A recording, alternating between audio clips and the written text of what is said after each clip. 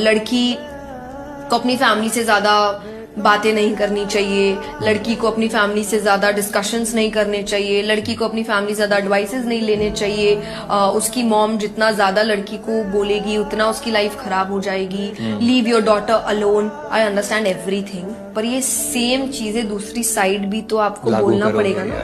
वहां भी तो कोई है जो इंटरफेयर कर रहा है।